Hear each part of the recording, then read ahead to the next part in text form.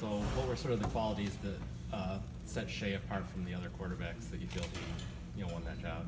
I think Shea has shown in big games over the course of his short career that he can make plays, and not that the other quarterbacks can't make plays, but he offers just an ability to make the on-schedule play and the off-schedule plays, and we're excited about having that element in our offense.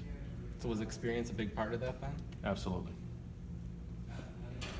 Exactly how close? I mean, was it a close competition? And at what point in camp or at any point, I guess, was it clear that Shea was the guy? Yeah, it was an extremely close competition. I think Coach Harbaugh had talked throughout the offseason about the possibility of making that decision. Right up to game day at Notre Dame, it would possibly take that long. And the other guys, they showed tremendous growth from spring practice to training camp, and they played well. They did a lot of good things as well, but ultimately, Coach decided to go with Shea. So it would be because with announcing Shea as a starter 2 weeks before, I guess it kind of gives the idea that you guys had known for a while. So I mean, would it be unfair to assume that it wasn't a close competition? That wasn't the case at all. I don't know that we've known for a while. Only Coach Harbaugh knew when he wanted to announce it and who that guy would be. But we felt like, we have four candidates that are very qualified to go out and play a high level of football for us. How are Brandon and Dylan different now than they were maybe in January? They're a year older. They have more experience and more time within the offense and within the system, and they have Brandon in particular, having played in games last year, just has a better understanding of the urgency in which you have to make decisions in real games. And how has Brandon handled this whole thing from your perspective? You're around him every day. How has he handled this whole with Shea coming in and now he's not starter and all that sort of stuff? He has been consistent. He's never stopped preparing. He's a competitor. So of course he wants to be out there, and if he ever had to get out there, I feel like he would go out and play at a high level. Who's number 2 on the depth chart right now? I don't know. We don't have a depth chart yet. Who would go in if Shea got hurt? Coach Harbaugh would decide. How did Nico Collins? How has he grown as a receiver since last year? And how has he done in fall camp? Yeah, he's made tremendous strides over the course of training camp.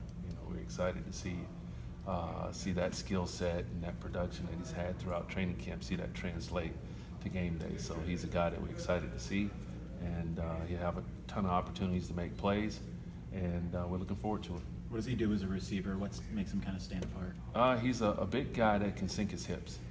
For a big guy that has a long stride, long gait, he's a guy that has enough quick twitch to be able to transition from routes, make the transition from deeper routes to shorter routes, and run comebacks and digs and do all the things that we want our receivers to be able to do. How long did it take for you to realize that maybe Shea could, be this guy, be the starter, pick up the offense? It didn't take very long at all because you saw it on his film prior to his arrival here in Ann Arbor. So it was just a matter of Shea developing some comfort in how we communicate our plays and getting a feel for the players around him. What sort of steps, there's a lot of talk about Joe Milton's arm and his physical talents. What sort of steps do you want to see him take this fall in practice?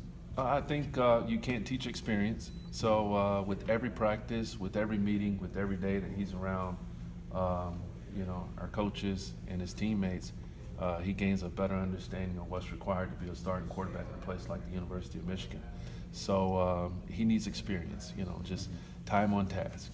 And that's from top to bottom, not just on the field, but in understanding how to prepare to be able to go out and play at a high level and play winning football at the quarterback position for us here at Michigan. How do you like his mental makeup? I know there's a couple players that mentioned his work ethic were higher than they expected it to be. Oh, no, we're excited about Joe's potential. Football's important to him, and there's never been a time when you didn't feel like he was one of the more committed players in all of college football. Offensive players have come in and said the offense has been tweaked. How different will the offense look because of Shea, I would imagine? I would say that it's not just the quarterback, it's just the overall group of guys that we have. It's always our goal to go out and feature our playmakers. And, we'll see what that looks like on game day. Pep, on that note, obviously with the news of Tariq being out, he was expected to be a playmaker, but when you have two tight ends on the Mackey preseason watch list with Zach and Sean, Right. it's a slew of receivers. I mean, when you kind of just stand back and analyze strengths and, you know, who can do what, X, Y, Z kind of thing, what is your take on that? You know, I feel like we have one of the best tight end groups in all of college football. You know, not just our top two guys, not Sean McEwen, not just Sean McEwen and Zach Gentry, but Nick Eubanks can be a special player too. And so I feel like, you know, it's great that we have guys that are versatile, that can play without the ball at that position, but we do feel like they can create matchup issues in the passing game as well. When you look at wide receiver, DPJ, Grant comes to mind. I mean, when you kind of analyze the same thing, looking at the wide receivers, what do you see? I see a group of guys that can play without the ball, and but they're also dynamic enough to make a ton of big plays. Sure. And I think that combination is really important. We want to have receivers that we can leave on the field every snap and not just be situational guys.